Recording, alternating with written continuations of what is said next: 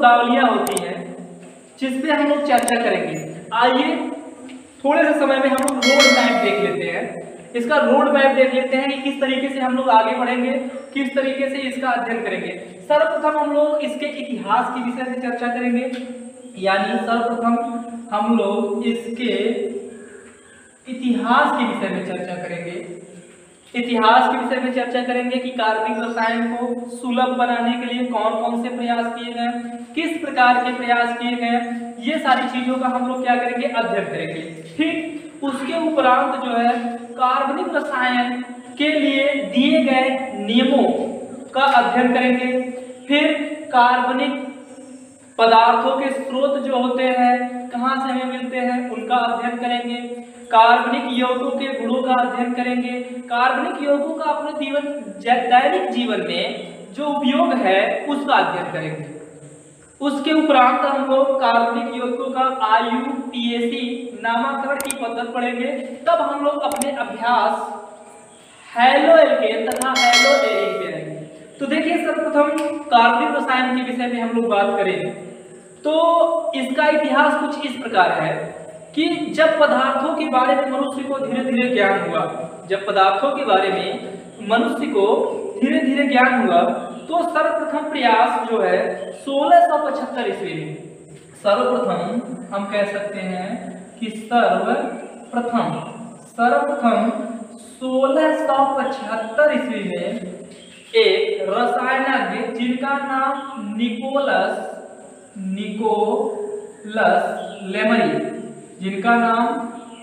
Nicholas लेमरी था, इन्होंने उस समय 1675 ईस्वी में ज्ञात तत्वों का जो है वर्गीकरण किया। अब तत्वों का नहीं, सॉरी, पदार्थों का वर्गीकरण किया। तो पदार्थ, अगर आपसे पूछ लिया जाए पदार्थों का वर्गीकरण किया और इन्होंने पदार्थों को मुख्य रूप से 3 शाखाओं में विभक्त कर दिया। कितनी शाखाओं में विभक्त कर दिया? 3 शाखाओं में विभक्त किया, जिसमें पहली शाखा थी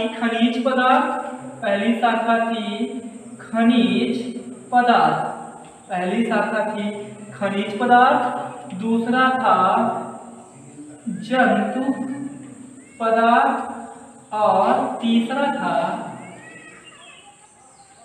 वनस्पति पदार्थ। अगर आपसे पूछ लिया जाए, देखिए थोड़ा ध्यान देंगे, अगर आपसे पूछ लिया जाए, ये सर्वप्रथम प्रयास है निकोलस लेमरी का, पदार्थों के वर्गीकरण का सर्वप्रथम प्रयास है। ऐसा उन्होंने क्यों किया? क्योंकि उन्होंने रसायन विज्ञान को सुलभ बनाने के लिए, रसायन विज्ञान को बेहद सुलभ बनाने के लिए उन्होंने जो है प्रयास किया, और प्रयास के कारण जो है उन्होंने पदार्थों का मुख्य रूप से 3 प्रकार से, कितने प्रकार से? 3 प्रकार से वर्गीकरण किया। लेकिन दुर्भाग्य ये था कि निकोलस लेमरी का ये जो वर्गीकरण था वो निरर्थक साबित हुआ, क्योंकि मनुष्य की बौद्धिक क्षमता जैसे जैसे विकसित हुई, मनुष्य ने अपनी आवश्यकता के अनुसार भिन्न भिन्न पदार्थों की खोज शुरू की और भिन्न भिन्न ज्ञान अर्जित किए। तो उन्होंने बताया, निकोलस लेमरी ने बताया कि खनिज पदार्थ किसे कहते हैं। अगर आपसे पूछ लिया जाए खनिज पदार्थ क्या है, तो हम कहेंगे खनिज पदार्थ वे पदार्थ होते हैं जो हमें खनिजों के द्वारा प्राप्त होते हैं। खनिज पदार्थ वे पदार्थ होते हैं जो हमें खनिजों के द्वारा प्राप्त होते हैं। जैसे आपका सोना हो गया, यहाँ पर एग्जाम्पल में हम देखेंगे, एग्जाम्पल में हो गया सोना, हो गया सोना, AU, चांदी हो गया, चांदी हो गया, AG हो गया, लोहा हो गया, Fe आयरन, खड़िया हो गया, खड़िया इत्यादि इत्यादि। बहुत सारे ऐसे पदार्थ हैं जो खनिज के रूप में हमें प्राप्त होते हैं। खनिज पदार्थ, फिर से हम ध्यान देंगे, ध्यान से ध्यान देंगे, खनिज पदार्थ वे पदार्थ होते हैं जो हमें खनिजों के द्वारा प्राप्त होते हैं। ऐसे पदार्थों को खनिज पदार्थ कहते हैं। जंतु पदार्थ किसे कहते हैं? ठीक उसी प्रकार से, उसकी भी परिभाषा ठीक उसी प्रकार से है। वे पदार्थ जो हमें जंतुओं के द्वारा प्राप्त होते हैं, ऐसे पदार्थों को हम लोग जंतु पदार्थ कहते हैं। जैसे आपसे एल्यूमिनियम, एल्यूमिन जंतु के द्वारा प्राप्त होता है, एल्यूमिन हो गया, जिलेटिन हो गया, जिलेटिन, एल्यूमिन, जिलेटिन, ईटीसी, बहुत सारे इत्यादि। हम कह सकते हैं इत्यादि पदार्थ क्या होते हैं, ऐसे पदार्थ जो होते हैं जंतु के द्वारा प्राप्त होते हैं। अब आपसे पूछ लिया जाए कि वनस्पतिक पदार्थ क्या होते हैं, आपसे ये प्रश्न पूछ लिया जाए कि वनस्पतिक पदार्थ क्या होते हैं, तो देखिए वनस्पतियों का सीधा सीधा सा तात्पर्य होता है कि ऐसे पदार्थ जो हमें पेड़ पौधों के द्वारा प्राप्त होते हैं। वनस्पतियों का तात्पर्य यही है कि पेड़ पौधों द्वारा, तो ऐसे पदार्थ जो हमें पेड़ पौधे द्वारा प्राप्त होते हैं, ऐसे पदार्थों को हम लोग वनस्पतिक पदार्थ कहते हैं। जैसे आपका रबड़ हो गया, रबड़ हो गया, कपूर हो गया, ठीक है, रबड़ हो गया, कपूर हो गया, चीनी हो गया, गोंद हो गया, सिट्रिक अम्ल हो गया, चीनी हो गया, चीनी हो गया, गोंद हो गया, सिट्रिक अम्ल हो गया, सिट्रिक अम्ल, सिट्रिक अम्ल हो गया। और भी ऐसे बहुत सारे पदार्थ होते हैं जो हमें क्या होता है और कह सकते हैं कि हमें वनस्पतियों के द्वारा प्राप्त होते हैं। तो आपको ये पूरी बात समझ में आई, एक बार हम बहुत तेजी से देख लेते हैं। देखिए रसायन विज्ञान को सुलभ बनाने के लिए सर्वप्रथम 1675 ईस्वी में निकोलस लेमरी ने जो है पदार्थों का वर्गीकरण किया, और पदार्थों के वर्गीकरण के हिसाब से उन्होंने पदार्थों को मुख्य रूप से 3 शाखाओं में विभक्त किया। पहला होता है खनिज पदार्थ, दूसरा होता है जंतु पदार्थ, तीसरा होता है वनस्पतिक पदार्थ। खनिज पदार्थ वे पदार्थ होते हैं जो हमें खनिजों के द्वारा प्राप्त होते हैं, जैसे सोना हो गया, चांदी हो गया, लोहा हो गया, खड़िया हो गया, और भी बहुत सारे होते हैं। जंतु पदार्थ किसे कहते हैं, वे पदार्थ जो हमें जंतुओं के द्वारा प्राप्त होते हैं, ऐसे पदार्थों को जंतु पदार्थ कहते हैं। एल्यूमिन हो गया, जिलेटिन हो गया, और भी बहुत सारे ऐसे पदार्थ होते हैं जो जंतुओं के द्वारा प्राप्त होते हैं। वनस्पतिक पदार्थ वे पदार्थ जो हमें पेड़ पौधों के द्वारा प्राप्त होते हैं, ऐसे पदार्थों को हम लोग वनस्पतिक पदार्थ कहते हैं। रबड़ हो गया, कपूर हो गया, चीनी हो गया, गोंद हो गया, सिट्रिक अम्ल हो गया, ये सारी चीजें और भी बहुत सारी चीजें होती है, इत्यादि हम कह सकते हैं यहाँ पे, इत्यादि और भी बहुत सारी ऐसी चीजें होती हैं जो हमें वनस्पतियों के द्वारा प्राप्त होती हैं। लेकिन हमने पहले ही आपको बताया है कि निकोलस लेमरी का ये जो वर्गीकरण था वह निरर्थक सिद्ध हुआ, यानी ये आगे चल करके सफल नहीं हुआ। फिर आगे चल करके और भी बहुत सारे वैज्ञानिक आए और भी बहुत सारे रसायनज्ञ आए जिन्होंने जो है पदार्थों का वर्गीकरण किया, और आगे चल के पदार्थों का मुख्य रूप से 2 प्रकार से वर्गीकरण किया। तो हम यहाँ पे ध्यान देंगे, हम इसको मिटा रहे हैं। तो उन्होंने जो है पदार्थों को मुख्य रूप से 2 प्रकार से वर्गीकृत किया। देखिए पदार्थ जो थे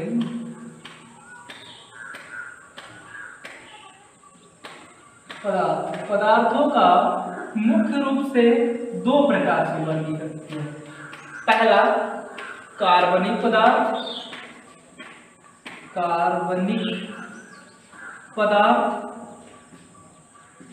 और दूसरा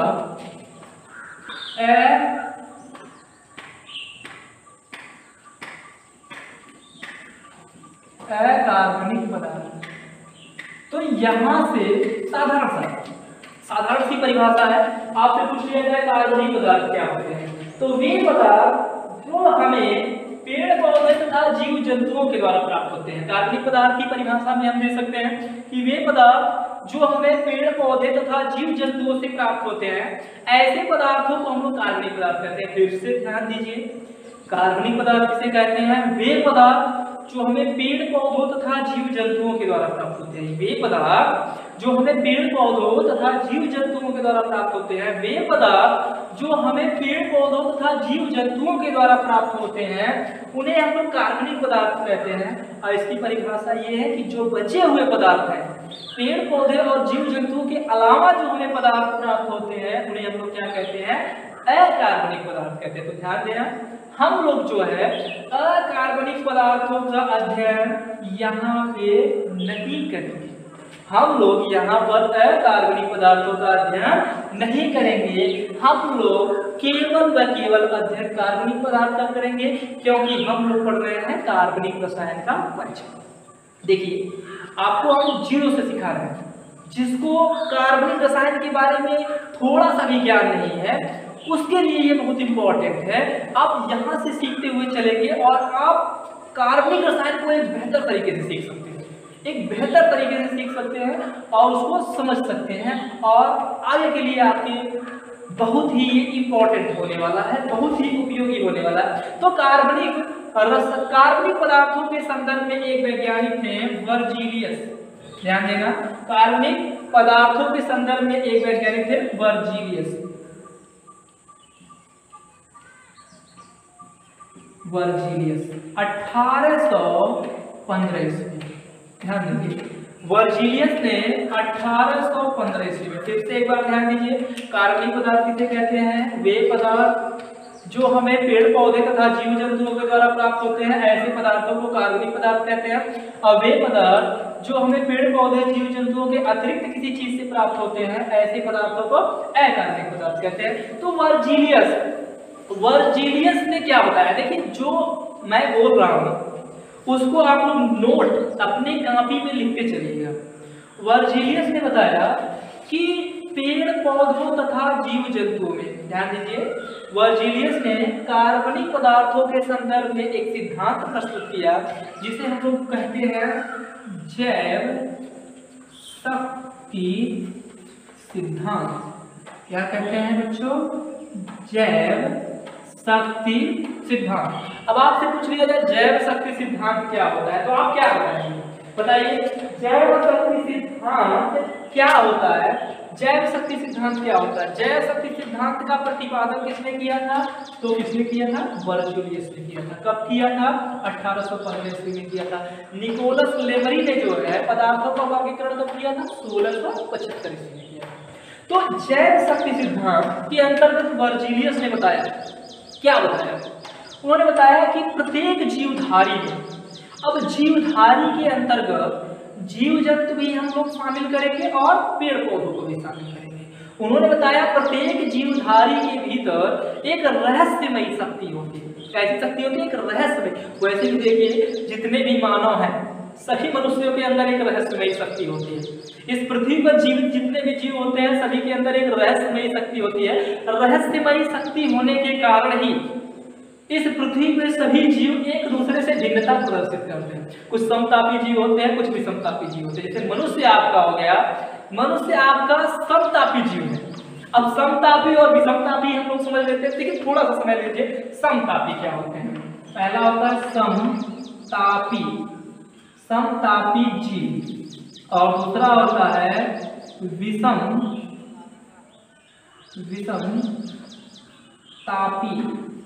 जीव। एक समतापी जीव होते हैं, दूसरे विषमतापी जीव। देखिए समतापी जीव वे जीव होते हैं जो समय के साथ अपने ताप को परिवर्तित नहीं कर पाते। अब मनुष्य ही है, मनुष्य का तापमान 97 डिग्री फ़ारेनहाइट 97.5 हो सकता है। 97 पॉइंट क्या हो सकता है? 97.5 डिग्री फ़ारेनहाइट, या आप कह सकते हैं 37 डिग्री सेंटीग्रेड। ये मनुष्य का तापमान होता है, मनुष्य के शरीर का तापमान होता है। अगर मनुष्य के शरीर का तापमान आप बढ़ता है तो हम लोग कहते हैं फीवर हो गया है उसे, या तापमान मनुष्य के शरीर का घटता है तो ऐसा कभी डेथ भी हो सकती है मनुष्य की। ठीक है, तो जितने भी स्तनधारी होते हैं, जितने भी स्तनधारी का सीधा सीधा मतलब है जिसके शरीर पे बाल पाए जाते हैं और कान पाए जाते हैं। सीधी सीधी बात, जिनके शरीर पर बाल पाए जाते हैं और जिनके शरीर पे कान पाए जाते हैं वो स्तनधारी जीव होते हैं। तो स्तनधारी जितने भी जीव होते हैं जो समय के साथ अपने तापमान को अनुकूलित नहीं कर पाते हैं, ऐसे जीवों को हम लोग क्या कहते हैं? समतापी जीव। और ऐसे जीव जो समय के साथ अपने शरीर के ताप को नियंत्रित कर लेते हैं, ऐसे जीव को हम लोग क्या कहते हैं? विषमतापी जीव कहते हैं। ठीक है, विषमतापी जीव कहते हैं होते हैं। ठीक है, तो बात यहाँ तक आपको समझ में आई, लेकिन हमको इससे कुछ लेना देना नहीं है, ये हमारे कॉन्सेप्ट के अंतर्गत नहीं आता है। तो जैव शक्ति सिद्धांत के बारे में हम लोग अध्ययन कर रहे हैं। जैव शक्ति सिद्धांत में वर्जीलियस ने 1815 ईस्वी में बताया कि प्रत्येक जीवधारियों के भीतर एक रहस्यमयी शक्ति होती है। प्रत्येक जीवधारियों के भीतर एक रहस्यमयी शक्ति होती है। यही कारण है कि कार्बनिक पदार्थ जो होते हैं वो हमें पेड़ पौधे और जीव जंतुओं के द्वारा ही प्राप्त होते हैं। इन्हीं प्रयोगशाला में हम लोग निर्मित नहीं कर सकते, मतलब इन्हें हम लोग प्रयोगशाला में नहीं बना सकते। फिर से ध्यान दीजिए, वर्जीलियस ने जैव शक्ति सिद्धांत प्रस्तुत किया था। उन्होंने बताया कि प्रत्येक जीवधारियों में एक रहस्यमयी शक्ति होती है। यही कारण है कि कार्बनिक पदार्थ हमें पेड़ पौधे और जीव जंतुओं के द्वारा प्राप्त होते हैं। इन्हें हम लोग प्रयोगशाला में निर्मित नहीं कर सकते हैं। तो इस सिद्धांत को हम लोग जैव शक्ति सिद्धांत कहते हैं। लेकिन ये सिद्धांत काफी दिनों तक प्रचलन में नहीं रहा, यानी ये सिद्धांत आगे चल करके असफल हो गया। और असफल होने का सबसे बड़ा कारण है वर्जीलियस के शिष्य ओहलर, फ्रेडरिक ओहलर उनका पूरा नाम था।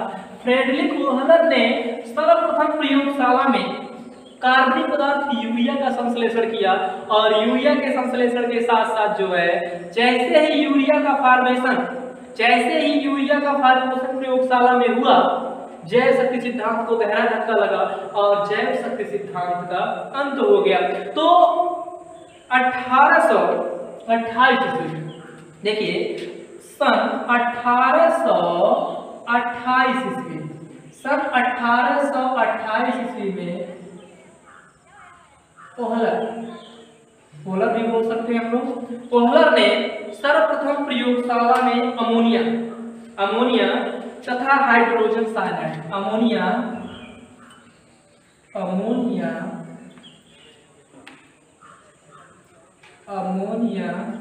तथा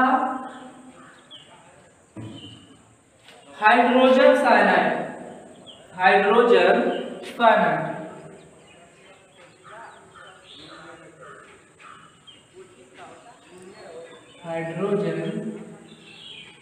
साइनाइड उन्होंने प्रयोगशाला में सर्वप्रथम अमोनिया तथा हाइड्रोजन साइनाइड उन्होंने प्रयोगशाला में सर्वप्रथम अमोनिया तथा हाइड्रोजन साइनाइड को लेकर गर्म किया और NH4CnO अमोनियम साइनाइड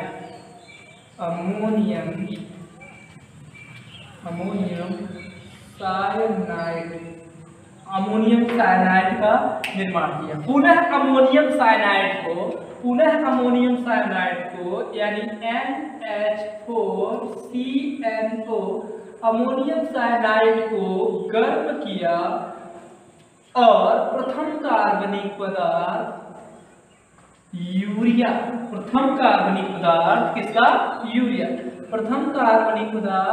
यूरिया का संश्लेषण किया, यानी यूरिया का फॉर्मेशन किया।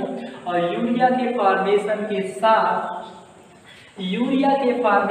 साथ जो है हम कह सकते हैं कि जैव शक्ति सिद्धांत को गहरा धक्का लगा और जैव शक्ति सिद्धांत का क्या हो गया, अंत हो गया। तो जब उन्होंने देखा, बहुत सारे वैज्ञानिकों ने देखा कि ओहलर ने प्रयोगशाला में कार्बनिक पदार्थ का फॉर्मेशन कर दिया, यानी कार्बनिक पदार्थ का निर्माण कर दिया, तो हम भी क्यों नहीं कर सकते हैं। तो ये कड़ी आगे बढ़ती चली गई और 1845 ईस्वी में सन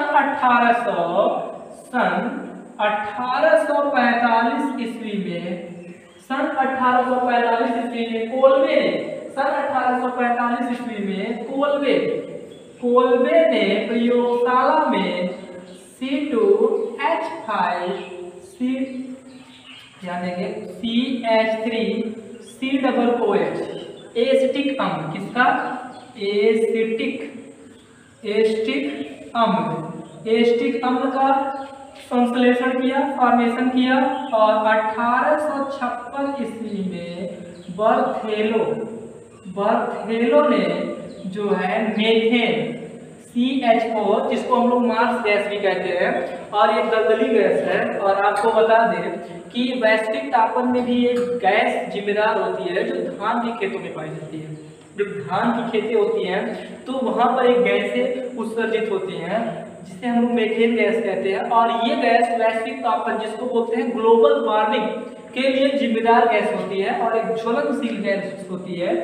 इसका उन्होंने संश्लेषण किया।